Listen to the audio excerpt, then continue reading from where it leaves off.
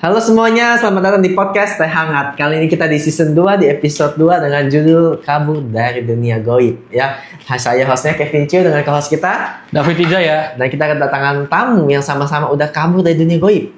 Ya, di sini ada Kak Lucy, Daiva, dan Kak Nika. Nika Violet.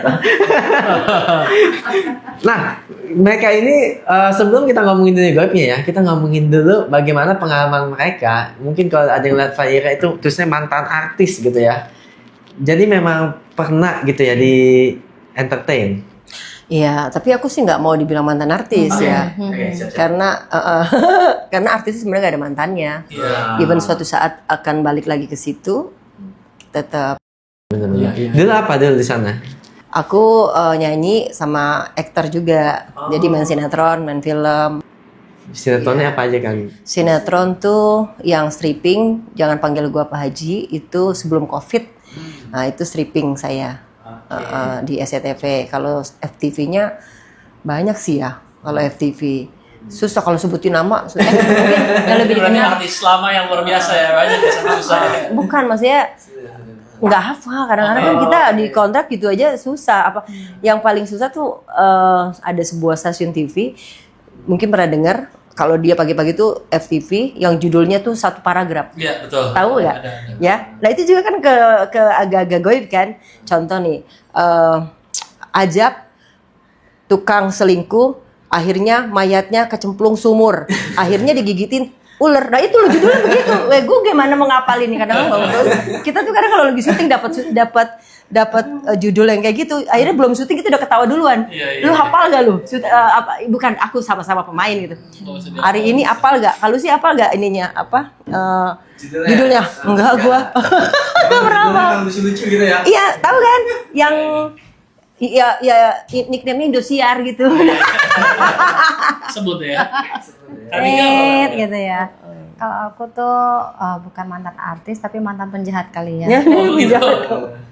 Iya, tapi enggak. Tapi ya aku dulu sempat di dunia entertain. Jadi lebih ke presenternya kayak kalau biasanya kan mereka kalau bola itu suka ada off air-nya. Ya. Jadi aku lebih banyak ke MC off air-nya gitu. Oke. Lebih langsung interaksi sama para penonton yang nonton langsung. Yang di bawah ya. Yang di bawah. Kalau on air-nya ya kalau beberapa menit aja kuisnya gitu. Oke. Bola ya. Gimana nih? Iya, host. Piala Dunia mau dukung negara mana? Emang mau kapan Piala Dunia? Indonesia udah masuk kali ya? Aduh, doain kita. Lah, Piala Dunia kapan waktu kan Indonesia masuk? Tapi nggak sampai final. Iya. Masuk di awal doang. Hampir gitu. Iya kan? Masuk kan? Tapi nggak sampai akhirnya nggak sampai final gitu. Baru masuk penyisihan doang. Iya benar kan? Coming Emang soon masuk. lah, coming Emang soon. masuk loh deh. Euforianya aja Iya. Nah, kalau si ini bukan cuma main film, juga penyanyi Oh, dangdut. kalau sih juga ya. Iya, penyanyi ya. Waduh. Jadi dulu dari udah kemana aja waktu itu? Keliling tuh kayak gitu. Ya puji Tuhan sih kalau Indonesia hampir semua udah. Itu nyanyi dangdut. Oke. Dangdutnya. Gimana ya? Ini dibilang penyanyi dangdut karena pada saat itu 2000 berapa ya? Kalian udah gede belum sih? Merasa tua gue deh. Enggak lagi dangdut happening. Jangan terlihat sama-sama anggapnya seumuran. Lagi dangdut happening itu 2000 berapa ya? 2004 happening kan 2003 2004 happening itu dangdut sampai semua penyanyi band juga ngikut nyanyi dangdut pernah tahu kan 2004 2003 Kita dulu aja. iya loh dulu pokoknya semua penyanyi band pun ikut ngedangdut karena semua stasiun TV itu lagu Bisa masuk semua dangdut dangdut lah ya. bener gak kameramen Oh iya. bener ya bener karena bener-bener itu tahun itu 2001 enggak 2002 2003 2004 itu happening banget dangdut. Nah aku sebenarnya bukan dari penyanyi dangdut. Aku memang dari all round kan, nyanyi kafe to kafe, place to place, event to event gitu. Tapi all round. Karena di situ happeningnya dangdut, suatu saat ada produser SCTV lihat aku show. Oke. Wah ini Macan Cafe nih gitu kan. Dulu yang Macan Cafe dikejar. Jadi aku belum punya album udah bisa masuk ke SCTV pada saat itu. Wow.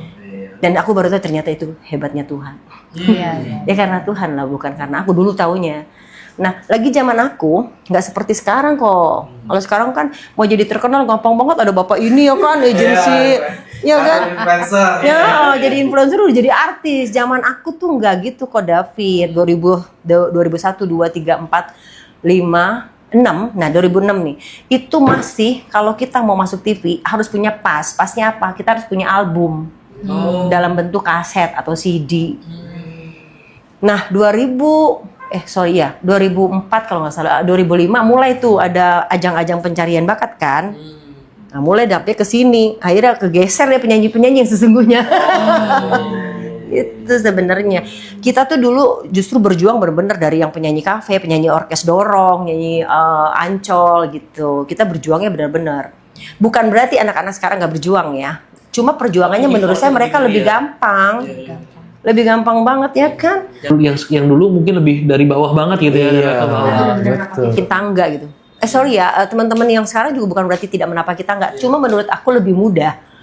Istilahnya kita makan kuitiau goreng dengan makan kuitiau instan berbeda kan? Tinggal siram air panas gitu. Bukan berarti tidak ada kerjanya ada, tapi lebih mudah. Bener nggak? Kok kan ngejensiin, kan lebih gampang kan?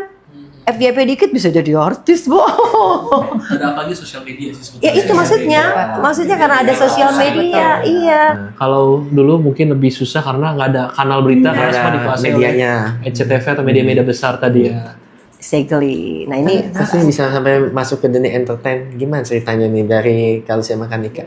Ya boleh kan Nika, silakan. Aku itu sebenarnya nggak ada kepingan untuk dunia entertain ya, tapi malah basicnya aku kantoran.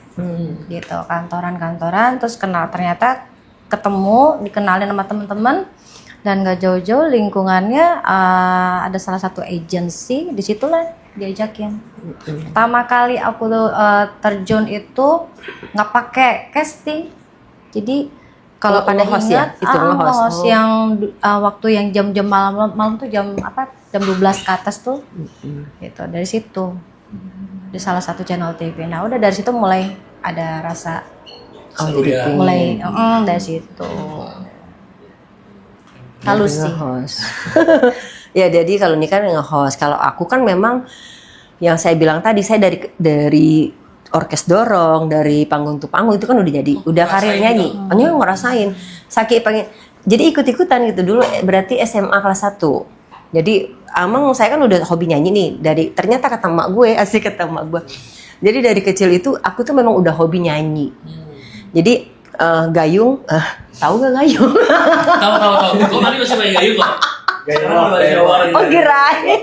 Boring dong gak bergayung. Jadi iya karena El Rumi nggak tahu gayung. Jadi aku tuh gayung kalau lagi mandi tuh pakein buat mic gitu, nyanyi karena saking kepengen jadi penyanyi. Dan itu ternyata sebuah cita-citaku dari kecil. Waktu aku sudah suka tampil, aku pengen jadi artis.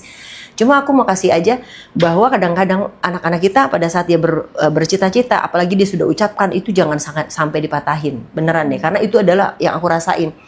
Aku pengen jadi artis terus, gue ucapin terus karena juga keingin didorong sama kemampuan kan.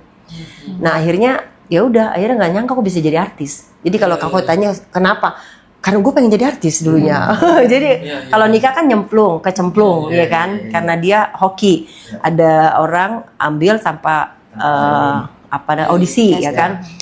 Gue pengen jadi artis dan harus audisi. 2004. Jadi kita ngomongin nyanyi dulu ya sebelum di sinetron. Aku 2002 SMA kelas 2. Ada tuh studio open recruitment vokalis. Wah, gue datang dikasih tau temen-temen suka pada nongkrong di rumah nih ceritanya. Wah, nyanyi kan. Mereka tahu gue nyanyi, suaranya bagus gitu. Asik. Iya, mereka ya bilang. Akhirnya ini ada recruitment penyanyi vokal gitu, band. Gue datang dong pakai sepeda gayung, Cok. Ya, di Priuk. Ya, kan aku dulu di Warakas kan tinggalnya. Jauh dong ya? Jauh dari sini. Masa kecilku. Nah, dari Warakas ke Bakti. Nggak jauh sih sebenarnya, lumayan lah. Udah nih, lu tau gak apaan? Gue disuruh nyanyi dangdut, tuh kagak bisa nyanyi dangdut gue. Ya pada saat itu audisinya ternyata yang dicari penyanyi dangdut. Nah kita nyanyinya lagu Nika Kristi, Nika Astria, Yang pop gitu. Nafa Urba nggak ada, itu benar-benar Nika Ardila. Jadi kita lagu-lagunya itu kan, tiba-tiba udah bagian gue, lu sih bisa lagu apa nyanyi dangdut? Hah? Bingung gue loh. Tapi karena keinginan, gue udah sampai sini gue harus bisa. Untungnya waktu kita nongkrong itu bocah-bocah suka ngejer-ngejer lagu dangdut, gue ikut aja. Cukup sekali aku merasa. Ini dangdut dulu kagak. Ini kan udah ngedangdut. Aku bingung. Oh lagu dangdut ya. Ingat nih. Oh bisa saya Pak, bisa Bo. Oke, tes dong. Nyanyi dong. Gue nyanyi kayak rel kereta lurus aja. Terus akhirnya Nggak diterima. Karena kan jadi penyanyi. Oh iya. Tapi ini si Lucy Daiva ya, dulu namanya bukan Lucy Daiva. Nama asliku dulu. Pakai nama bapak gua aja, Lucy Hamid. Pokoknya Lucy lah. Lucy, kita nyari penyanyi dangdut katanya. Kamu nggak bisa nyanyi dangdut? Nggak bisa sih Pak, tapi tadi kan bisa. Nggak bisa, itu ada cengkoknya gini-gini kan. Tapi tau gak, gue coba bilang gini, Pak kasih saya waktu 1 minggu ya Pak, saya hafalin lagu ini, saya belajar gitu. Apa ya waktu itu? Lagu apa? Itu judulnya apa sih? Sekali aku merasa Lu gue apalin, kalian tahu gak? Gue gak punya radio, gue gak punya TV. Karena gue orang susah dulu, Kevin. Aku tuh gak punya radio, gak punya TV. Jadi dasar apa aku bisa ngapalin? Jadi gue nonton TV di rumah orang cuma untuk nonton video klip safarian kayak gitu. Sekali nonton gue langsung hafal. Saking bener-bener pengen jadi artis. Akhirnya ngapalin tuh. Kakak gue dong beli radio disumpet-sumpetin untuk ngapalin gitu ya. Ngapalin lagunya dicongkok-congkokin seminggu, bener-bener seminggu gue datang lagi. Masih lurus lagi, masih bener, udah bener enggak, tetap lurus. Tapi karena kegigihan aku, jadi si Pak Ading sekarang udah almarhum namanya Pak Ading, Ading namanya. Dia ngelihatnya kegigihan aku. Sebenarnya nggak diterima saya. Kan jadi dari penyanyi dangdut kan. Dia bilang gini, aduh Lucy, saya lihat kegigihan kamu ya. Yaudah kamu belajar dari sini. Jadi diterima. Jadi gue latihan tiap hari sampai gempor ya kan. Pulang sekolah latihan. Jalan saya berapa kilo? Mungkin 15 kilo lah gue jalan di rumah. Latihan pulang malam, latihan lagi pulang malam sampai dibilang perempuan malam. Nah zaman dulu kan sama zaman sekarang berbeda, say. Betul. Kita padahal latihan, mereka ngomongin gue itulah untuk jadi artisnya. Nah udah nyanyi gitu, jadi latihan mulu. Gue pikir ini latihan mulu, perangnya kapan? Ya udah dari situlah akhirnya bisa jadi penyanyi. Awal muasa lagi itu jadi penyanyi Ancol, rekrutmen penyanyi Ancol, disitulah mulainya. Di situ mulai tenornya dari Ancol. Bukan mulai akhirnya ada jalan, gitu sayang. Nah teman-teman mungkin bingung nih ya, ini kenapa nih All Entertain, tapi kita episodenya bahas mengenai dunia goib. Nah teman-teman, saya di sini mau ada sebuah cerita yang cukup menarik nih ya dari teman-temannya kita di Entertain ini, bahwa mereka punya pengalaman juga yang cukup rasanya menarik buat teman-teman dengar ya. Saya mulai dari cerita Kanika ya. Bagaimana Kanika ini pernah ada hubungan dengan yang teman-teman sebut Nyi Roro Kidul ya. Mungkin mungkin boleh ceritakan ya, silakan Kanika. Gimana? Awal mulanya memang ini balik lagi soal pekerjaan. Gitu. Jadi waktu 2018 akhir Oktober tuh ketentuan aku diterima dan mulai syuting di situ di Pantai Selatan, apa namanya tuh? Pelabuhan Ratu. Pelabuhan Ratu. Waktu sebelum syuting sih memang ada pemilihan 3 orang gitu. Jadi 3 orang itu aku pikir aku nggak masuk karena siapa aku gitu kan. Dan masih ada yang lebih cantik, lebih pinter gitu. Dan aku juga nggak diinfo kalau hostnya tuh kita nanti akan di Pelabuhan Ratu. Jadi pas dari situ akhirnya kaget aku kepilih, ya udah berangkat kita ke Pelabuhan Ratu itu. Ya persyaratannya itu ya. Persyaratannya ya itu aja, cuma karena foto by phone WA gitu. Apa yang dilakukan di sana?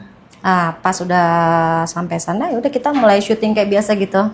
Hari pertama masih kayak kita santai dulu ngobrol-ngobrol. Nah malamnya tuh baru kita mulai ngambil spot-spot untuk kita syuting di situ. Itu ini ya rumah hantu atau bukan, jadi kita harus Bukan, kita harus menceritakan lokasi Pelabuhan Ratu itu ada apa aja. Jadi kan ceritanya nih program ini mistis kan, gitu. Jadi aku juga dimandiin di situ di Pelabuhan Ratu, berdoa di apa namanya itu yang kuburannya. Gitu. Mandinya tuh mandi kembang tadi. Iya, ada mandi kembang. Mandi kembang. Mandi kembang di sumur itu. Mandi kembang di dalam sumur. Di dalam sumur ya kagak dong. Masa mandi kembang di dalam sumur? Ada mandi kembangnya, ada mandi di sumurnya. Mandi di gitu. sumur. Mandi- Kan ada sumur di pinggir sumur lah ya. Masa di dalam Kalau di sumur? goanya juga ada. Di goanya juga iya, Bang. Di gua, Iya, di guanya. Oke. Oh. Iya, iya. Siapa tahu dilelepin kan dalamnya. Di dalam sumur lagi. Iya, iya. Di kuburan itu maksudnya tadi kan ada bilang berdoa di kuburan. Itu maksudnya buat gimana coba? Jadi kayak apa namanya, kita tuh doa di situ sama si apa namanya, kita kan waktu itu kan taunya Nyi Roro Kidul kan. Kan sekarang aku nggak nyebut lagi begitu karena aku nggak kenal dan memang nyatanya setan Nyi Roro Kidul. Aku ngomong gini karena aku ngalamin dan aku bilang ya itu kita lah ngalamin dan kita akui ya memang setan Nyi Roro gitu. Jadi kayak apa namanya, kuburannya itu waktu dia di situ, kuburannya di situ. Oh, kuburan si Iya, almarhumah itu. tempatnya, iya. Oh, si sosok ini memang sebelumnya ada di dunia ini tapi udah meninggal kali ya. Iya, Terus habis itulah itu- ceritanya seperti itu. Cuma aku nggak nanya banyak dan nggak dapat info banyak soal itu. Cuma ya itu aja. Saat itu udah selesai gitu. Tapi pengalaman 3 hari berarti situ ya? Atau berapa hari? 3 hari, setelah itu baru selesai, kebalik lagi, pindah lagi tempat. Yang horor lagi. Daerah sana Pelabuhan Ratu. Itu mandi kembang yang di Jawa ada, di Solo ada, yang Oh. di Jogja. Malang ada juga di Harus Malang. mandi kembang dulu ya? Kalau Nggak mesti harus ya, bukan soal mandi juga mandi kembang. Itu ritual kali ya, ritual. Dika? Kayak ritual gitu. Kembangnya tertentu kan ya? 7 rupa biasanya. Yang pasti melati.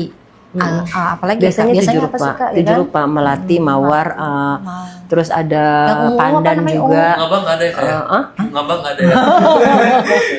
Ungu, bunga talang. Yang ungu tuh apa sih? Bunga talang. Yang Ungu biasanya- ada Anggrek. Anggrek. Ya pokoknya dia 7 rupa. Iya. Bukan 7 bunga, 7 rupa biasa. Karena acara mistis, jadi keliling ke daerah-daerah situ semua untuk melakukan ritual-ritual. Tadi ada yang menarik ya, satu kalimat bahwa disebutnya, karena saya udah merasakan, saya sebutnya setan Nyi Roro Kidul. Nah, apa yang dirasakan? Ya karena kan saya pernah masuk kayak gini. Ini bukan ini ya, tapi memang kenyataannya memang ternyata waktu itu kayak yang keluar masuk itu tuh setan itu yang diakui mereka tuh ibu, ada setan Nyironya, ibu siapalah 2 itu. Kan ada 2 dia memang. Nah, Pertama terus Nyi Roro. karakternya beda-beda kan, Betul, Kak? memang dua yang berbeda. Sorry, nggak paham. Yang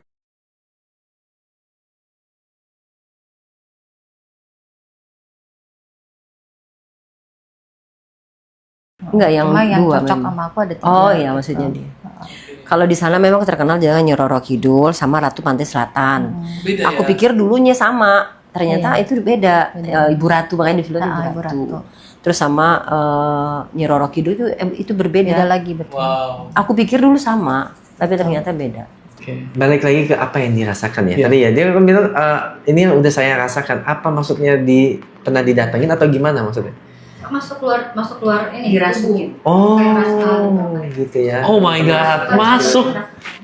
Jadi orang apa? Roh lain masuk dalam tubuh kita. Darah setan itu, setan ya, namanya setan ya kan. Wow. Tapi itu yang masuk Nyi Roro, ya kan kamu nggak sadar karena dipinjam beraganya. Jadi yang apa sih namanya, teman kamu itu yang itu.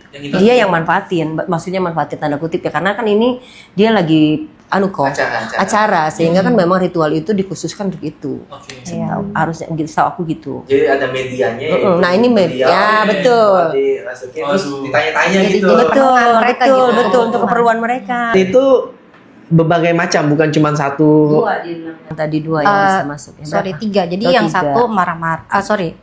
Satu ketawa-ketawa, satu sedih, satu lagi kayak apa ya namanya? Ya bukan marah ya, kayak tegas kali gitu ya. Nah itu. Saya pikir Capek itu kan? bohongan doang, ternyata beneran ya. Beneran Ya. capek banget.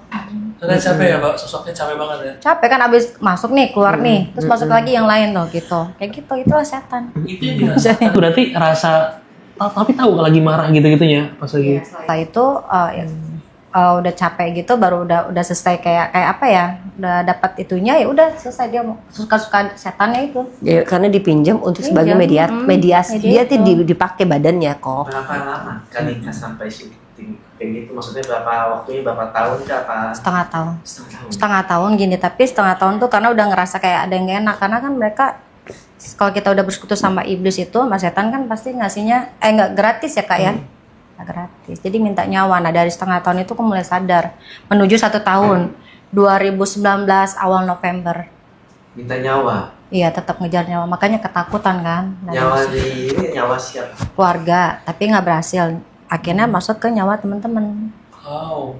Ya, jadi dilihat list HP harus ngaku aku melalui dukun itu. Oh, ada dukunnya yang Ada minta. pengikutnya dukun. Jadi dukunnya itu disuruh sama yang di atas itu, yang apa setannya itu buat minta, karena mungkin keluarganya beriman mungkin ya, jadi nggak bisa. Akhirnya diminta teman-temannya. Ada yang mati. Oh enggak, Kak. enggak. Dong, Oh, dia karena nggak minta. iya enggak, karena kan aku memang gini, senakal-nakalnya aku, sejahat-jahatnya aku ya. Maksudnya aku amat teman-teman laki tuh ya teman-teman. Gitu yang mereka menuduh aku, kamu harus ngaku gitu. Tuh aku kayak disidang sama setan sama si manusia itu. Kayak harus kasih satu, paling nggak satu kan sampai Itu jelas nggak banget ada. dia minta tuh. Oh iya Kak, makanya aku ketakutan tuh. Sebenarnya sepengalaman saya, kalau perjanjian itu tidak bisa dilakukan kalau dia tidak dapat apa-apa. Nggak bisa. Perjanjian sama iblis, kita harus memberikan sesuatu kalau kita mendapatkan. Contoh, aku mau tenar, maka aku jual jiwaku sama iblis. Ada perjanjian kan, dan aku mendapatkan sesuatu. Ketenaran yang aku pingin, dapatku ketenaran. Dan perjanjiannya, gue butuh nyawa setiap tahun 1. Nah itu ada. Tapi kalau dari bahasa nikah kan cuma dipakai nih. Sebenarnya nikah nggak bakalan bisa dapat kecuali nikah yang meminta. Iya. Nah cuma kayaknya orang-orang yang pakai akal-akalannya mereka tuh untuk kita ambil sumbalnya dari si nikah aja nih gitu. Karena nikah kan udah masuk ke dalam server mereka. Tapi mereka tuh belum masuk ke nyawa, mereka masuk kayak gini loh, kayak ribut akhirnya kan. Awal mulai kan pasti ribut.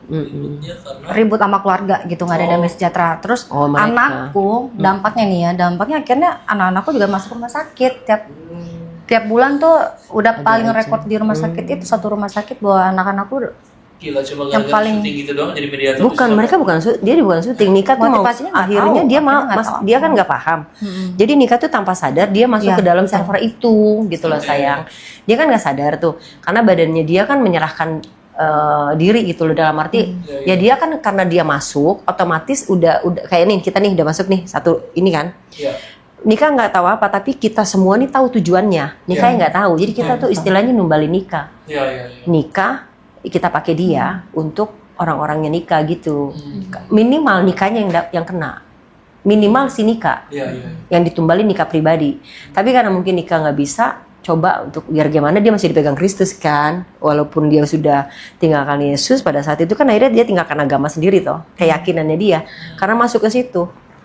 Karena untung aja dia terima percaya Yesus, jadi masih dipegang. Jadi sebenarnya gitu kok.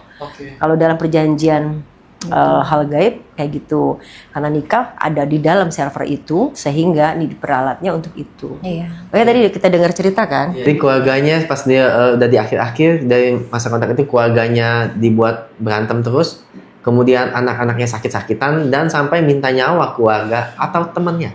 Nah, apakah itu yang membuat Kak Nika keluar? Tapi gampang nggak sih keluar dari situ? Coba ceritain. Nah, walaupun iya, jadi waktu pertengahan tahun tuh bulan Juni ya, pas lagi Tahun bulan Juni di 19. 2019. Iya 2019 betul. Aku tuh udah mulai kayak takut kan, berdoa dari situ, berdoa minta tolong sama Tuhan.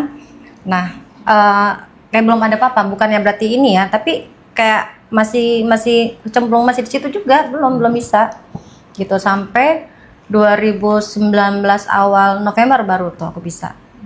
Masih ngelakuin, masih berdoa berhala, masih doa di kuburan, masih dimandi-mandiin bolak-balik tadi masih.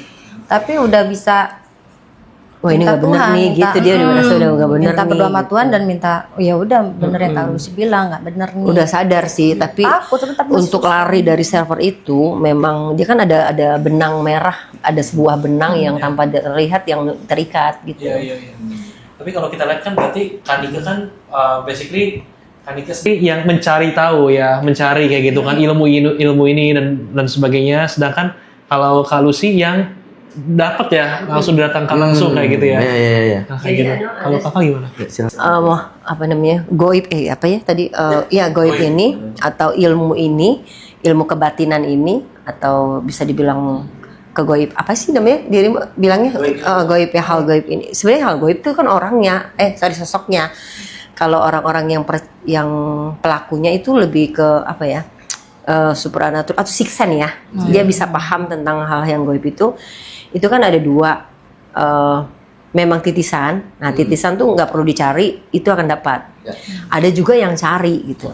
Sebenarnya nikah juga jatuhnya nggak nyari, dia nyemplung, dia kecemplung sebenarnya. Dan Cemplungkan ya. dia kecemplung dan dengan kepolosannya jadi nyemplung benar. Jadi bukan dia juga cari sebenarnya. Nah kalau aku kan memang punya titisan dari kakek aku, kakek dari mama, memang udah nggak dibilang dukun sih, orang pinter lah. Aku suka dengar cerita mamaku tuh, kalau kakek aku lagi ritual kan pakai sajen tuh satu tampa. Emak gue suka makanin sajennya. Mama aku suka makanin sajen. Itu apa sih, bunga-bunga kembang gitu ya?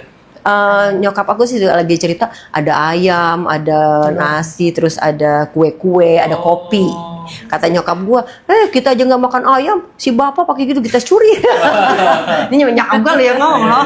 Kita kalau dia cerita kita ketawa kan. Akhirnya nitis ke nyokap gue.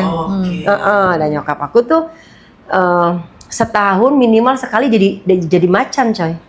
Sekali minimal jadi macan. Yo gitu deh. Terus harus ngasih sajen. Nah, dari keluarga nyokap nih anaknya ke gue. Kenapa? Karena gue suka ngeliat nyokap gue suka jadi macan, tapi fisiknya gak macan, tapi aku ngeliat gitu, kok mama kayak macan sih gitu. Bukan pura-pura jadi macan ya? Enggak. Habis makan biskuit ya? Mama cantik. Mama macan. Iya, jadi gitu. Terus karena kalau misalnya dia kata mama tuh kalau si apa sih dia bilang tuh bawaannya nggak dikasih makan, nah itu nyokap gue tiba-tiba jadi macan. Gue suka lihat tuh, lu bayangin itu manusia kan, nyokap kan, itu kalau jadi macan itu gue berasa banget ngegendong macan, karena dia nggak bisa Iya. Nggak dikasih makan tuh bawaannya tuh, masa? akhirnya mungkin nyokap gue lupa ngasih makan gitu, sajen nggak kasih sajen nyokap. Nah balik ke aku nih, dulu aku nggak paham, jadi waktu aku SMA kita kalau camping suka orang-orang tuh pada penakut, gue tuh nggak penakut. Gue tuh orangnya nggak penakut hal-hal setanan gitu, nggak takut. Nah, lu pernah tahu gak dulu main-mainan jelangkung pakai korek api? Gua nggak Ada Beb. Jadi lagi zaman, halo anak-anak SMA tahun 90-an. Jadi 93 ke sana tuh, kita main jelangkung yang pakai korek api itu loh, yang korek api. Iya. Lidi gitu-gitu gak? Nah kita tuh kalau camping lagi iseng-iseng, gue suka main tuh selalu benar. Selalu benar tuh maksudnya? Maksudnya kan mereka tanya-tanya. Oh. Ini lus itu. Tapi benar terus gue bilang, apaan sih gue orang nggak salah-salahan, pikir aku gue salah-salahan. Sebenarnya udah ada buahnya. Gue nggak tahu gitu, aku nggak tahu. Tahunya lepas SMA. Nah lepas SMA kan aku sudah mulai nyanyi tuh tahun 96. Lepas SMA 96, 97, pokoknya 96 ke depan sana aku udah nyanyi kemana-mana. Ini aku nyanyi di Banten. Nah itu aku dapet di Banten. Aku nyanyi di Banten, aku nyanyi di Cilegon, pulang nyanyi, terus tidur gitu. Tiap malam tuh suka dierep-erep. Nah tahu gak erep-erep? Gimana? Iya. Jadi dierep-erep tuh kayak orang lagi tidur, kayak mau ditidurin, mau disetubuhin sama seseorang. Kayak ketindihan. Iya, ketindihan. Nah, kami bilangnya erep-erep dulu. Iya. Jadi ketindih, bukan ditindih, emang ditindih. Jadi orang apa setan atau gitu iya. Ya, Ya, jadi kita nggak bisa bergerak gitu. Iya. Jadi kayak ditindihin Iya, gitu. baca berat sesak gitu ya. Iya. Nah, bolak-balik suka berjuang tuh, akhirnya kan baca ayat kursi dan lain sebagainya. Kalau malam tuh suka dierep-erep gitu. Makanya gue tidur nggak pernah terlentang tuh, takut kan. Begini terus, tapi kan namanya orang tidur kita nggak sadar begini. Nah begini kesempatan tuh, bolak-balik aku tuh berjuang tuh untuk tidak direp-rep. Nah akhirnya ada satu masa yang aku kesel banget, kenapa sih ini? Nah aku ngerasa tuh mulai ada orang lain selain adik aku. Waktu itu aku tinggal sama adik aku. Minta aku potong dulu. Jadi sering gitu maksudnya repernya Bu? Iya. Oh. Sering, karena aku bilang apa sih gitu. Oh jadi beberapa kali berhari-hari gitu ya? Mungkin dikeluarin kali ya. Ya, gue pikir ada juga ya kayak mungkin dia punya penyakit atau mungkin dia punya apa gitu ya. Ternyata itu tuh ada mistisnya juga ya memang ya. Sampai sekarang banyak kok perempuan-perempuan, laki-laki juga suka direp-rep. Sama cewek ya, cewek jajan ya. I don't know, maybe jinnya perempuan kali ya. Datang gini ya. Aduh. Ya terus akhirnya ada satu malam tuh yang aku ngerasa kesel gitu karena tidur tuh kalau gue nggak enak tuh kena lah. Nah akhirnya ada satu malam yang aku tuh kok ngerasa seperti selalu ada sosok. Dibilang seseorang bukan manusia gitu. Seonggok bukan binatang atau Seonggok, barang gitu ya. Seonggok bukan binatang gitu kan. Makhluk ya. Pokoknya apaan sih nih ngerasa ada satu malam akhirnya tiba-tiba dapat lihat. Lihat di ujung pintu begini, aku tempat tidur. Aku bilang, ih apaan tuh?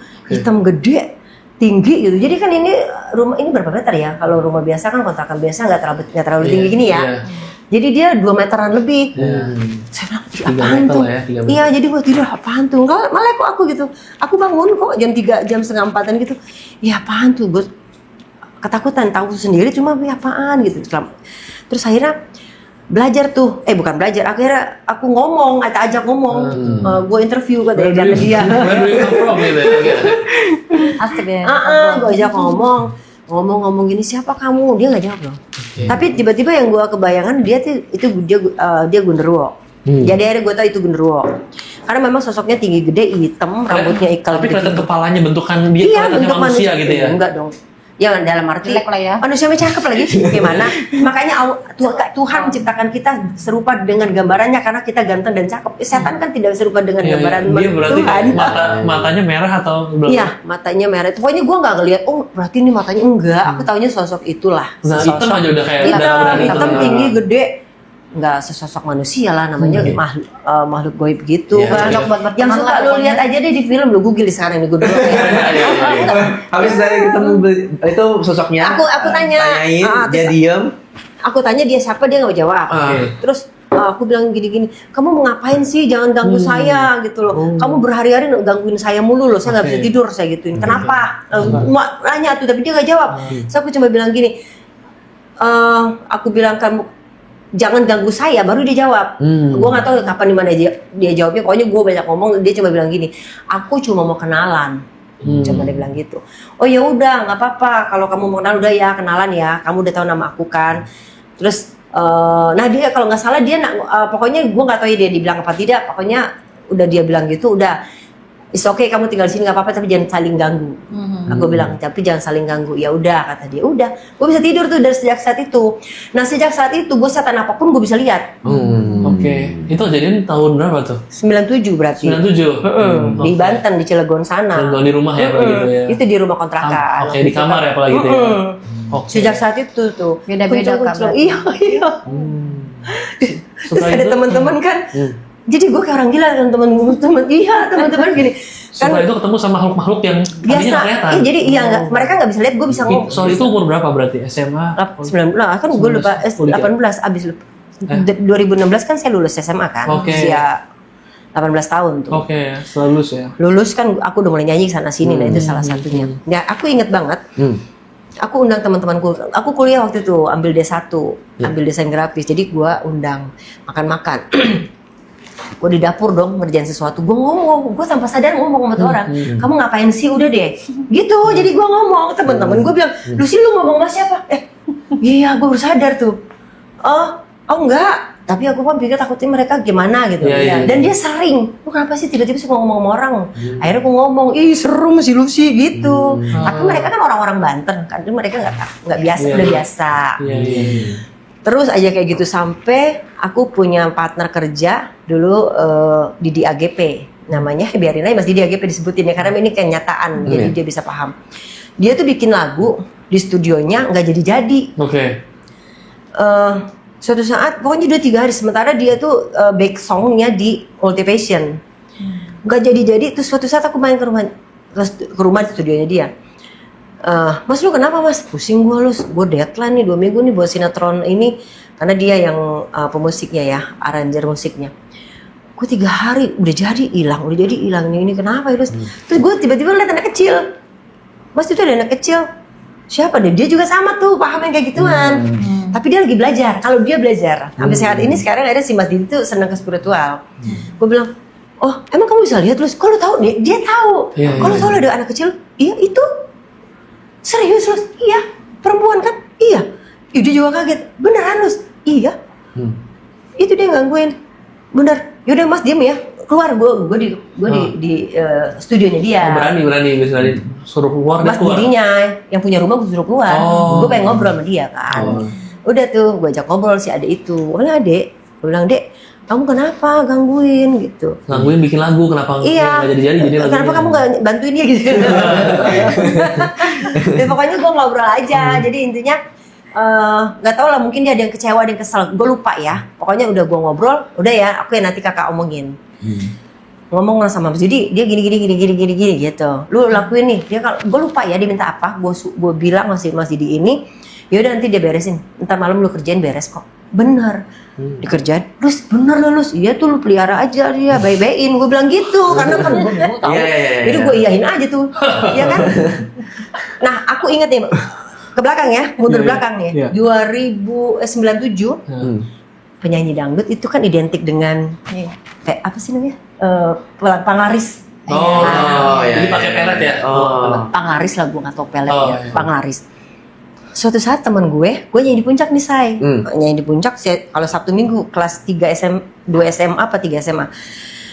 Pas aku lagi nginep, si salah satu penyanyi bilang gini, terus temenin aku yuk ke orang pinter. S3 atau S4 berarti? Pinter cok, dokter ya.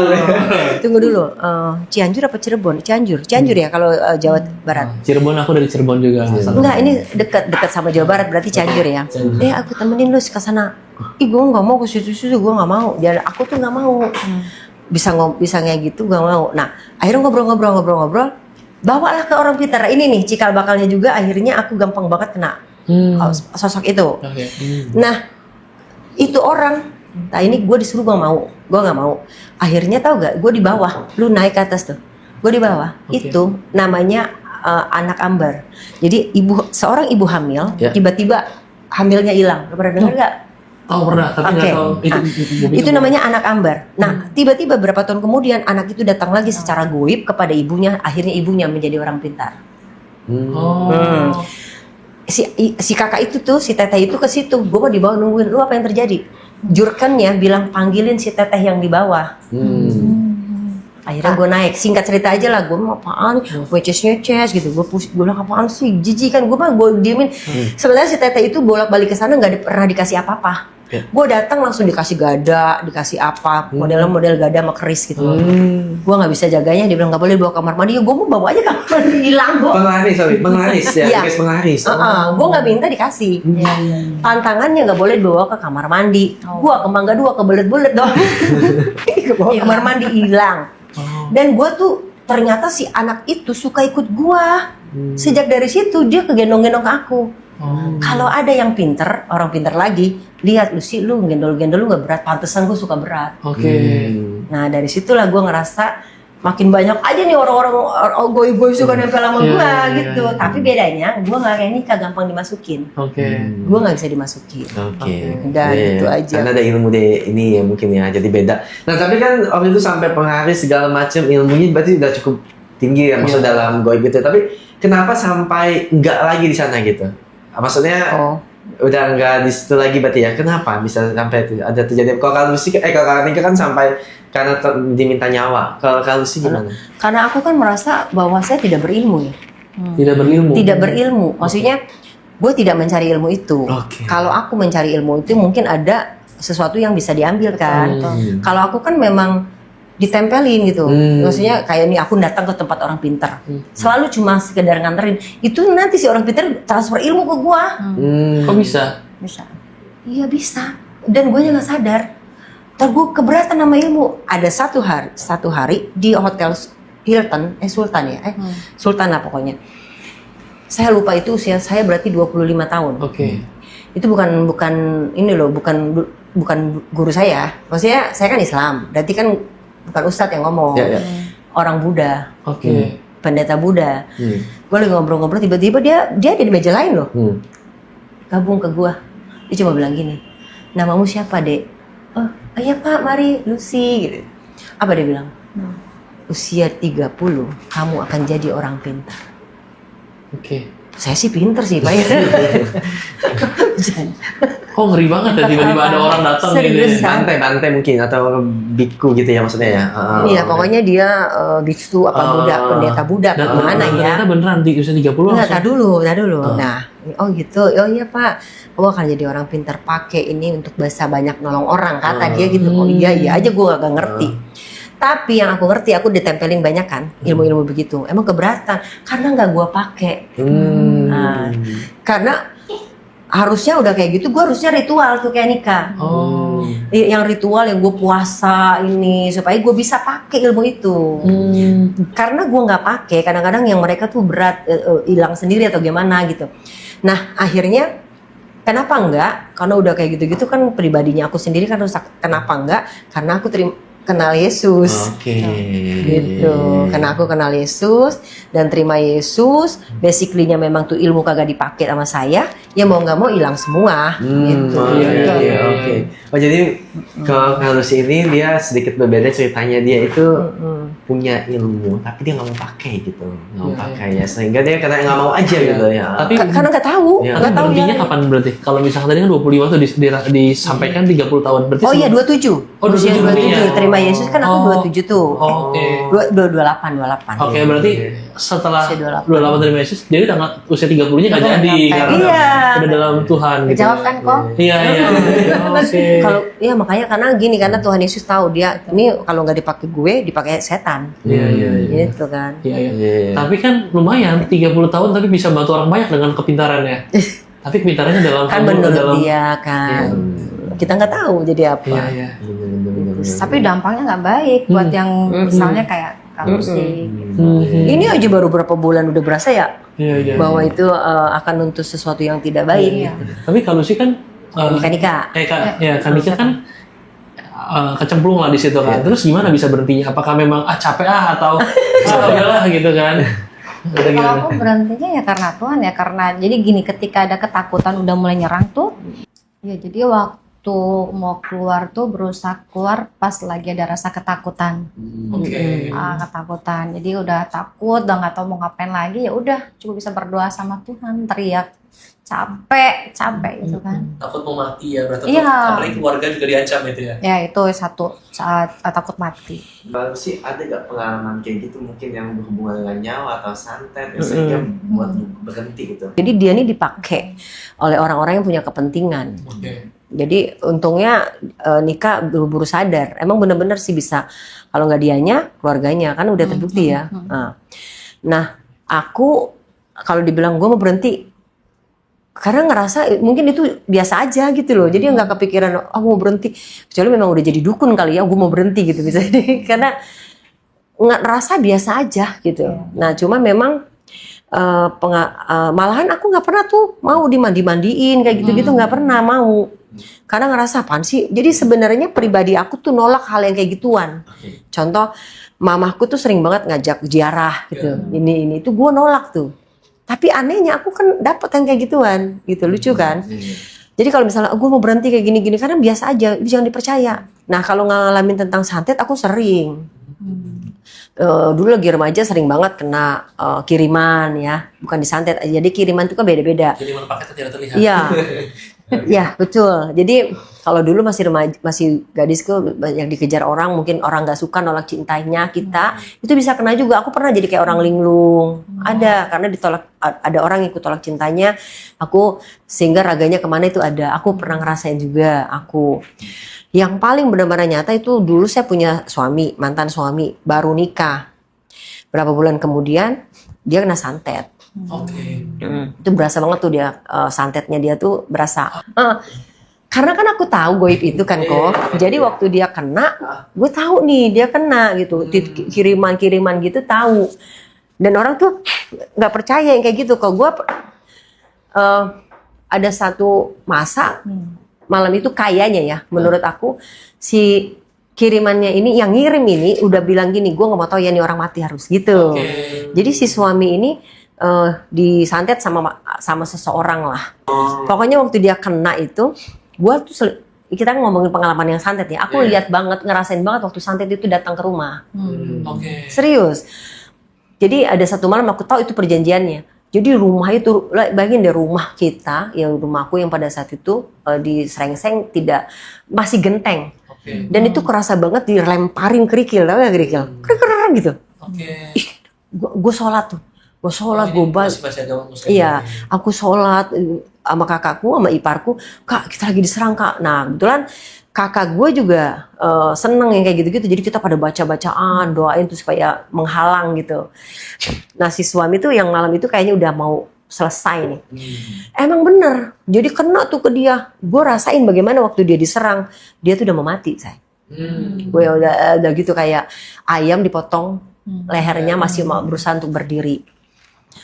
Dia tuh yang udah sebelumnya, ini udah 1 bulan lebih, dia badannya segede gini. Dari yang gede, badannya segede gini. Udah ke rumah sakit dan lain sebagainya. Pokoknya gue tahu itu al-gaib yang kirim. Nah, balik lagi ke pengiriman tadi tuh. Itu bukan cuma kerikil. Aku kerasa banget jin-jinnya pada lewat depan rumahku. Ini apa? Plafon. Atap. Jadi kerikil-kerut itu, tiba-tiba yang brok. Ih bener. Iya, drap kaki. Brok. Itu tuh bukan aku sendiri. Jadi kakakku, mbak ini mbak, ya apa lu gini gitu. Kan di rumah aku biasa dipanggil mbak kan. Iya udah kak, kita baca. Gue pakai mau kenal tuh, kita baca. Gue kenal loh. Kakak gue pada kena semua karena serangannya kuat banget. Tuh gue lagi sholat, kepala gue tiba-tiba tuh yang kena plok nempel di kasur loh. Aku bener-bener kayak Iya karena kan semuanya mungkin kena gitu ya. Kalau kita malam itu nggak berjaga-jaga, kita pada sholat, pada baca doa wirid semua, kita begini, gue nempel nih di kasur nggak bisa bangun. Gue baca semua yang gue bisa, kan dulu masih Islam kita baca semua yang bisa. Ayo gue bangkit, gue tolongin dia, gue bacain, gue sholatin semua. Maksudnya gue bacain semua ya. Gue nggak ngerti. Ya udah gue baca. Maksudnya bukan nggak ngerti ya. Karena pada saat itu dia kan si suami ini kan dulunya Islam, terus masih mudanya katanya Kristen. Sama gue kawin Islam lagi kan. Jadi gue bacain lah gitu. Jadi intinya kalau pengalaman tentang santet itu gue ngerasain banget. Kenanya iya, ngerasain kirimannya iya. Untung kagak dilempar bola api. Kalau bola api hancur rumah gue. Tapi pas lagi itu bagian makhluk kan sebelum COVID tadi kan bahasanya ada kayak kuntilanak dan sebagainya gitu ya. Benar lihat sosok-sosoknya. Oke, aku nih tahu dapat kuntilanak itu layar kuntilanak aku syuting di Karawang. Jadi waktu itu 2007 mungkin ya, apa 2007 AVI. Pokoknya gue ingat lagi AVI pertama tuh. Ya, akan di fantasi. Iya. Nah, terus itu aku syuting di Lumbung Padi. Di Karawang kan memang banyak beras kan. Syuting di Lumbung Padi. Nah, itu ada perempuan, itu gue lihat banget tuh. Ada perempuan, ternyata dia mati di sumur itu. Mereka kan pada nggak percaya. Gue ngelihat itu perempuan tuh, ada perempuan. Kenapa itu ada perempuan pakai baju merah, gue ingat. Jadi kalau penglihatan gue kuntilanak nggak cuma pakai baju putih. Kuntilanak itu kan maksudnya setan perempuan. Terus itu ada cewek tuh, gue tunjuk tuh. Nah orang pintar itu kaget, gue bisa lihat. Nah gue kagetnya gini, kuntilanak mati kejebur sumur. Iya. Gue kagetnya gitu kok. Sejak saat itu gue latah kuntilanak mati kejebur sumur. Nih beneran. Apaan sih gue panjang banget ya latahnya. Dari situ. Nah terus ternyata si perempuan itu gue nggak tahu dia korban apa, dia matinya kejebur sumur. Nah akhirnya tuh gue gampang banget ketemu kuntilanak. Balik lagi ke si suami yang disantet ya. Santet terus akhirnya dapatlah guru di Gunung Gede. Temen yang ngasih tahu. Udah kita obatin. Gue ngobatin dia ke sana. Masuk ke daerah rumahnya, pokoknya daerah Jawa Barat. Jelas tadi apa guru yang ngobatin? Orang pintar lagi, bawa ke sana, ke gunung. Si suami dong. Suami dibawa. Kita naik mobil, kita masuk ke gangnya. Itu gue ngeliat kuntilanaknya banyak banget, Cok. Banyak banget. Kuntilanak pas lagi mau ke guru tadi ya. Iya, dia tuh pada saat kita masuk gang itu kan banyak pohon bambu kecil-kecil, bambu kuning. Itu kuntilanak itu terbang semua. Gue bilang, itu gue nggak biasa takut, gue takut di situ. Karena banyak banget tuh gimana sih diserang. Gue bilang astagfirullahaladzim, gue baca kuntilanak gue gitu. Nah di belakang gue juga tahu juga dia wirid gue, laki gue dong yang udah. dia nggak bisa lihat tapi dia karena kita panik takut. Kan mereka ada berapa orang yang ikut nggak percaya bahwa itu kuntilanak. Percayanya apa? Subuh jam 5 kan udah terang tuh. Itu mobil bekas telapak tangan saya. Mereka kan percaya nggak percaya? Lu kayak gini ngomong gue nggak percaya kan? Itu mereka akhirnya percaya. Ih beneran ya kata si Mbak Lucy. Itu pas embun kelihatan itu tapak-tapak tangannya kan tangan kita coba ukurin. Dia mah panjang-panjang. Gila Mbak Lucy sumpah selama ini gue gak percaya lu, gue percaya sekarang tuh. Gue gak betul percaya musrik sama gue. Ya terus si abahnya, oh iya si Neng ini mah bisa ngelihat gitu-gitu. Dan gue ngerasa itu bukan sebuah kelebihan, biasa gitu loh Nika, biasa aja gitu. Mungkin karena gue tahu itu kelebihan, gue buru-buru ya akhirnya. Siapa yang mau datang sini konsultasi sama gue, bayar 50.000 100 ini. Kita bisa lihat bagaimana ada nyawa yang dipertaruhkan dan ada keluarga yang dipertaruhkan. Nah, saya nggak tahu kondisi teman-teman saat ini di mana. Kalau kita lihat sebenarnya ada 3 kondisi ya. Ada yang kecemplung, ada yang mencari, dan ada yang mungkin sudah di dalam situ. Dan pesan kita adalah jangan lupa bahwa dimanapun si Anda dari 3 ini, Anda sedang mempertaruhkan nyawa dan keluarga Anda. Kalau bisa keluar, kenapa nggak keluar? Nah pertanyaan sekarang kita lanjut, bagaimana perjuangan keluarnya dari teman-teman di sini ya? Mungkin ada perjuangan yang bisa diceritakan saat mau keluar kayak gitu. Apakah ada teror atau kesulitan gitu dari hal-hal tersebut? Silakan. Perjuangannya berat nih Kak. Bulan 6 bulan, terus kan susah tuh. Karena emang dari situ udah mulai rasa ketakutan kan. Sampai akhirnya 6 bulan berjalan baru bisa keluar, ya itulah dirasa ketakutan. Udah nggak bisa ngapa-ngapain lagi, nggak ada pertolongan sama orang-orang, ya cuma satu pertolongan sama Tuhan dari situ. Ketika 6 bulan itu kan udah syuting dan sebagainya, dan dirasa pas lagi itu ke biro lah atau apapun, dan dirasukin tubuhnya, terus akhirnya ngerasa nggak nyaman, ketakutan, akhirnya memutuskan untuk ke gereja atau gimana tuh? Iya, mau nggak mau harus tinggalin semua itu supaya aku nggak ada rasa takut lagi, supaya aku perbaikan hidup lah ya. Gitu. Dan apa yang dilakukan pas lagi di gereja itu? Maksudnya back to God-nya kayak ketemu sama pendeta terus berdoa bareng atau apa yang dilakukan? Kalau waktu memutuskan untuk aku bertobat kembali sama Yesus tuh itu masih aku lakukan sendiri, belum aku bisa berani ngomong sama keluarga satu, ya kan. Kedua sama pendeta, karena memang ada pesan Tuhan satu yang aku sampai nggak aku tanya belum Tuhan jawab, itu Tuhan bilang memang aku belum butuh pendeta. Nah setelah 6 bulan aku bertobat itu dari 2019 sampai 2020 Juni, baru aku tahu, aku sadar, Tuhan aku minta lagi nih sama Tuhan, Tuhan aku butuh pendeta nih gitu, aku perlu, aku mau. Dan akhirnya tiba-tiba Roh Kudus mengingatkan aku dan mengajak aku ke salah satu gembalaku di gerejaku untuk pelepasan. Aku semua buka dari situ. Kelakuan apa yang aku lakukan saat itu yang nggak benar lah ya. Aku terbuka sama gembalaku. Dari situ baru didoain pelepasan. Jahat itu, setan itu mencoba ini lagi nggak, deketin Kanika gitu? Kita kan jadi kayak berubah ya, yang tadinya kita suka marah, yang tadinya kita punya hawa nafsu, kita punya keinginan daging kita. Tapi kalau kita cepat sadar itu hilang gitu loh. Kita langsung terpatahkan gitu loh. Jadi karena ya itulah perbedaannya setelah kita bertobat, Kristus yang di dalam kita itu yang lebih berkuasa, bukan iblis lagi. Kalau intimidasinya gimana? Ya kayak misalnya kita mau ngomong marah nih, atau mau ngatain, atau mau berusaha curang, apapun lah. Itu ada nggak tiba-tiba kambuh, tiba-tiba kayak jadi macan gitu kan? Atau apa misalkan? Kan belum memang proses ya, nggak langsung pure ini ya, nggak langsung sembuh betul. Jadi tuh aku lagi berdoa tuh selalu kayak dibuat ngantuk. Di lemari tuh ketuk-tuk gitu kan, gitu. Tapi aku nggak tahu kalau itu apa gitu. Apa diketok-ketok? Kayak ada suara dari lemari tuh tok-tok gitu. Pokoknya lagi-lagi nyembah-nyembah gitu kan, belajar menyembah Tuhan kan waktu itu kan di rumah. Terus berdoa itu kayak ngantuk gitu loh. Oke. Tapi berusaha lawan bisa gitu, harus bisa gitu. Jadi kayak benar-benar Tuhan tuh yang nuntun tuh yang benar itu yang harus aku lakukan gitu. Yang nggak pernah menyembah Tuhan yang tadinya menyembah setan gitu kan. Akhirnya harus bisa menyembah Tuhan yang benar-benar bagaimana, belajar berdoa, nyanyi gitu firman Tuhan. Itu diganggu pasti masih ada. Tapi setelah itu aku udah nggak mikirin soal itu selama 6 bulan ke depan. Ada gak dia mencoba buat jangan sampai berhenti dong kalau sis. Aku nggak merasa aku mau ninggalin itu, enggak, karena aku ngerasa aku nggak di situ. Aku cuma ngerasa ya biasa aja gitu, ngomong yang ngomong, ini yang ngomong gitu, tapi nggak pernah mau pakai itu untuk menjadi kepentingan. Ya. Itu bedanya. Sehingga tidak ada upaya buat aku harus ini nih tinggalin. Pernah aku untuk ngelepasin si anak gendong ini, karena dulu berat banget. Ya. Beratnya berapa kilo tuh?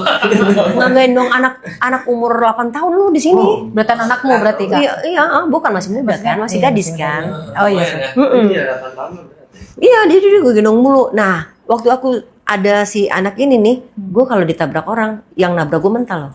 Masa, boleh juga ya? Iya, jadi kan kampus itu Sadis. kampus aku di di mana sih? Pulau Mas. Jadi kalau lagi kuliah kan naik bis. Naik bis kan aku nyebrang. Kalau naik bis aku nggak nyebrang. Kalau pulang aku nyebrang. Jadi aku pernah tuh kok gue nyebrang, motor nabrak gue cuma begini, motornya mental sekali. Terus aku naik ojek sepeda sana gini, plak, gue jatuh, ojeknya pada Nah itu waktu dipakai ada mereka ini, jadi secara nggak sadar kayak ditolong gitu loh. Nah tapi aku nggak suka berat. Nah kalau nikah kan beratnya karena memang badannya ya itu juga kan gue nggak pengen.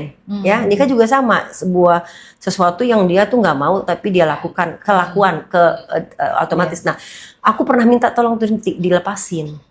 Ini kan bicara tentang ninggalin ya, tapi kalau ninggalin seutuhnya aku nggak pernah mau, nggak perlu karena aku nggak pernah masuk di dalam situ. Jadi aku pernah minta tolong dong, ini saya capek. Enggak, kan dulu agama gue dulu. Oh, oke. Ya, orang pinter lagi lah. Tahu gak apa? Gue harus ke Cirebon lagi. Cianjur. Gue samperin, udah pindah orangnya, Cok. Digusur kali ya. Iya, saya dia ngontrak ternyata. Iya loh. Uangnya harusnya banyak uangnya. Orang terakhir digusur gitu. Gue bilang, iya lucu kan? Bilang, Tete gimana dong Tete gimana sih ini, saya berat banget loh. Wah, nangis gue. Yaudah nanti ke Pak Ustadz lagi yang lain gitu. Pak Ustadz tuh yang lain, dia yang tirakatin gitu. Waktu itu entah gue puasa berapa lama ini, tapi hilang sih. Hilang, sumpah asli berat. Dan gue pengen ketahui juga, waktu gue mau ngeluarin orangnya nggak ada, pindah. Iya, nah kalau saat ini teman-teman ada yang justru mau mencari mungkin sertifikat kembali resikonya ya. Mungkin yang tawarin ketenaran, uang dan sebagainya, itu nggak ada gantinya dibanding harta paling berharga dalam hidup kita, yaitu keluarga. Boleh ada lagunya ya. Nah, Hartanya Kenapa yakin? saya ada pengalaman juga, jadi kayak gini-gini saya cukup banyak pengalaman. Nah, jadi mungkin pertanyaannya, ini kan pendeta nih ya, percaya nggak gitu ya? Iya. Jadi kalau kita percaya Tuhan, maka kita harus percaya bahwa hal kayak gini juga ada. Ya, memang ini ada satu paket dalam ya. Jadi saya punya pengalaman menarik yang saya mau bagikan. Bagaimana banyak orang yang mungkin ceritanya mirip-mirip ya, mereka nggak tahu, tapi mereka ternyata nyangkut. Jadi ada yang dia belajar tarian, tapi karena di dalam segala macam itu ternyata dia ke bawah, ada isinya. Lalu nari. Betul. Jadi suatu kali itu tarian ada isinya. di dalam sebuah ibadah gitu ya, saat kami di Bogor waktu itu, pas lagi didoain segala macam, dia tiba-tiba maju ke depan. Nah saya yang waktu itu belum jadi pendeta, cuma saya mungkin dibilang sebut paling peka lah ya. Jadi saya udah merasa ini ganjil nih, aneh nih ya, bukan genap nih, ganjil. Terus dia maju ke depan nih. Oh, gue nggak dapet karena mobil gue genap. Terus yang penyanyi waktu itu ngasih dia, wah ada kata saya mati nih. Maksudnya karena saya tahu ini nggak benar. Dikira mau dikasih kesaksian kayaknya. Padahal bukan. Begitu nyampe panggung, dia langsung tangannya diangkat, nih begini. Yang David ya. Jadi dia kayak bentuk bangau gitu. Satu kaki diangkatin bangau cewek. Iya iya. Jadi berarti pakai satu kaki. Heeh. Nah muka dia itu sama kayak Hanya. Tahu gak Hanya? Dia Hanya itu kalau Nggak tahu. Hanya itu kalau teman-teman bisa dan cek itu topeng Jepang. Hmm. Jadi topeng Jepang itu dia bentuknya senyuman begini. Senyum sama matanya kayak gini dua. Dia matanya begini, mulutnya senyum. Oke. Oh.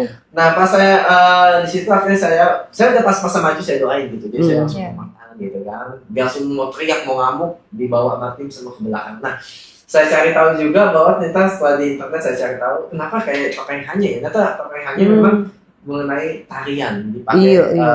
di Jepang. Hmm, Jadi hmm, buat orkestra dia ngomongin tentang wanita yang jadi mohon maaf wanita si penyanyi Oke. itu jadi penuh dendam, penuh ini amarah jadi tempat mediasi kuasa gelap gitu. Nah, jadi maksud saya adalah yang kayak gini sangat bahaya, Betul. sangat bahaya. Dia akan mencoba mengikat kita. Jadi seperti ceritanya Carlos dan Kanika, bagaimana mereka keluar ke Tuhan ya. Betul, ke Tuhan. Jadi teman-teman harus mencoba mendekatkan diri kepada Tuhan. Nah, aku ingat banget kenapa saksi hidupnya masih ada Bu Ida. Oh iya. Jadi waktu itu ada doa pelepasan. Aku masih baru-baru tuh terima Yesus. Akhirnya secara nggak sadar aku dilepasin. Nah, waktu aku dilepasin itu keluar tuh kuntilanak, tetangga sampai ketakutan. Masa bisa kalau tahu dari mana? Mereka kan Oh. mereka pendoa kan yang tahu kan. Lihat gitu ya, ada muncul mungkin. atau Dari perasaan. duburku keluar asap. Oh. Serius. Ada Bu Ida, ada yang udah meninggalkan. Jadi mereka terus doa tuh karena aneh ini perempuan didoain dari dubur keluar. Dari gendong tiba-tiba masuk ke mata dan keluar asap. Enggak kan itu mau udah lewat. Oh, udah lewat Itu itu. kan masih gadis sudah lewat. Itu kan tadi kan cerita ilmunya banyak kan. Oh. Jadi dari dubur keluar asap. Waktu didoain tuh pelepasan itu. Terus dari ini nih Ubun-ubun. ubun-ubun keluar asap. Oh. Dan aku uwe gitu kan. Karena kalau di Muntah Kristen ya, tuh muntah. manifestasinya kan tidak kelihatan. Iya. Uwe muntahnya akhirnya aku keluarin darah. Oke. Darahnya nggak banyak. Iya. Aku ada darah segini gitu. Terus gua teriak kuntilanak, cekak-cekik kayak kuntilanak. Orang tetangga sampai Bu itu ada apa? Di sebelah kan Oh. tempat ibadah kita itu di Bu Ida kebun. Jadi Oh. tetangga kanan kiri kelihatan. Dan aku inget banget tuh kok. Jadi gue baru sadar kalau kalian bilang gue nggak ngerasa nggak minta dilepasin. Iya. Nah tapi karena kamu, oh iya ya berarti memang aku secara nggak sadar dilepasin kok. Nah sejak dari itulah gue nggak bisa lihat lagi. Tapi setelah pindah tadi, ada nggak? Kan iblis kan bapak dari seluk dusta gitu. Ada nggak kayak Intimidasi pasti dan ada. ada nggak kayak mungkin si yang iblis ini ngomong personal kayak udah balik lagi lah atau apa dan sebagainya atau bla bla bla, atau udah setelah pindah udah benar-benar hilang? Belum bertobat sungguh-sungguh di 2021. Coba-coba lagi tuh. Yang gue nggak pernah mau dimandiin kemarin-kemarin dimandiin padahal Kristen loh. Padahal udah Kristen. Oke. Nantilah kita cerita sendiri aja di luar dari ini. Oke. Padahal udah Kristen, Bo. Tapi akhirnya udah benar-benar ternyata nggak worth it gitu ya di situ ya. Nggak ada bohong lah itu. Mereka bisa memberikan sesuatu nggak bakalan. Aku percaya itu. Nggak bisa. Yang dapat memberi ya Bapak di atas segala Bapak, Raja di atas segala Raja. Sudah itu saja. Gimana kalau Kanita? Betul, setuju banget. Yang Tuhan kasih Nggak ada damai sejahtera ya, Nik? kekal banget damai sejahteranya kan. Ini kan udah ada tuh 6 bulan udah bertobat, tapi sebelum bertobat ada nggak si iblis ini berkomunikasi atau apa? Oh udah enggak, karena udah ketakutan loh gimana aku mau komunikasi lagi waktu itu kan sebelum bertobat kan ini. Iya. Kan udah ketakutan, udah tahu nih kelakuan kayak gini nggak bener nih si setan nih gitu. Kalau si kucing garong, Iya, bukan. kucing garong. Saat itu kalau kucing garong manusia laki ya. Iya. Tuh. Cukup Itulah dinamikanya cukup panjang ya. Iya. sangat luas dan Itu nyata kayak gitu. Dia juga sama ya, kejebak dan dia tuh gak ngerti mau kayak gimana. Ada nah kayak Nika nih, tipsnya dari Nika. Ya sih sama mereka ini mungkin kasih pesan. gue yakin banyak orang yang Betul. karena gua gak paham sih di masa sekarang ya. Ada yang mungkin udah mengalami itu, ada juga yang enggak, tapi ya mungkin ada yang terjebak kayak gitu Iya, kan. betul. Yang mungkin karena kehidupan ekonomi akhirnya kan dia Oh, iya. nyari-nyari Coba-coba. Iya, dan coba-coba. sebagainya. Betul. Nah, mau lepas gimana sih sebetulnya? Paling bisa kita lakukan. Jadi kita nggak perlu panik, nggak perlu takut, berdoa satu. Kalau kita udah berdoa itu artinya kita mengundang Tuhan hadirat, Tuhan hadir di hidup kita. Gitu. Karena itu yang pertama kali aku lakukan adalah berdoa. Selanjutnya kita bisa lakukan lebih dari doa itu. Tuh. Iya. Dan itu kita harus tetap andalkan Tuhan. Mau bagaimanapun gaya hidup kita kembali lagi pada Tuhan. Back to God sih. Iya, betul. Karena iblis itu kan seperti pencuri. Ya. Dia siap memangsa kita, tapi dia nggak punya gigi.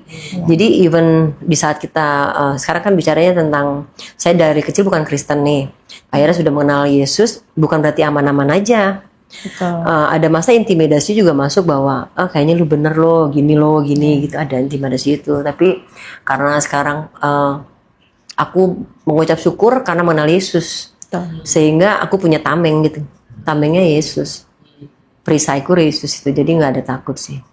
Kalau sekarang iblis Mungkin kalau takut sama kita. Enggak, iblis takut sama manusia sekarang. Oh iya, kita kan manusia.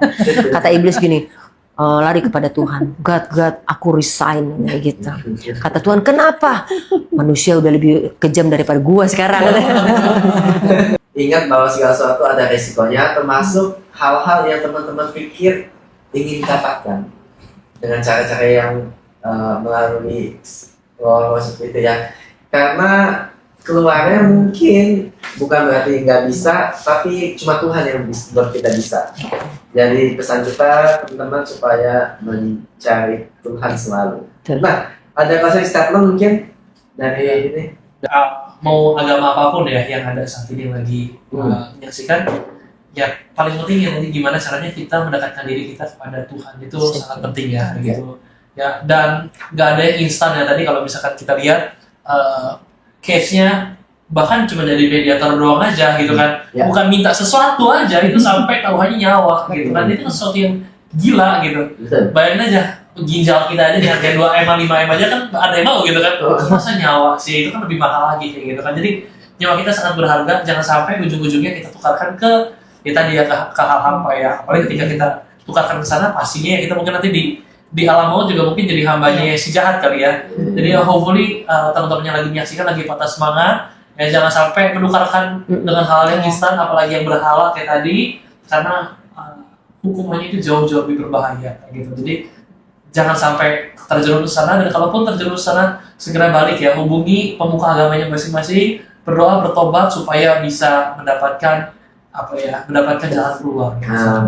Benar tadi yang Ko David sampaikan, aku tambahinnya bahwa kita adalah takutlah akan Tuhan. Apapun yang kita hadapi, percaya Tuhan beserta kita. Jadi yuk berubah supaya kita tidak takut dengan keadaan, takut sama Tuhan, dan jangan takut sama setan. Itu kan nggak kelihatan. Ya kan, bagaimana? Yang bisa lihat tuh cuma sebagian orang. Jadi kalau yang lain nggak bisa lihat, jadi jangan takut. Setan itu seperti ketan dikasih susu gitu loh. Jadi intinya kalau teman-teman di luar sana, saya nambahkan sebenarnya udah diambil si Koko semua. Jadi prinsipnya adalah jangan pernah coba-coba bergaul dengan di luar dari nalar gitu, dari kemanusiaan. Kalau nggak bisa, akhirnya kayak nikah, ya kan? Karena dia nggak bisa, jadi kecemplung gitu loh. Maksudnya nggak bisa nanggulangin gitu. Kalau aku kan malah diajak ya kayak temen bersahabat, karena diajak main, karena tidak diajak ini. Tapi itu pun berbahaya. Intinya adalah jangan percaya hal-hal gaib untuk apalagi hanya untuk kesenangan pribadi, untuk jadi sukses, untuk jadi kaya. Itu nggak usah coba-coba.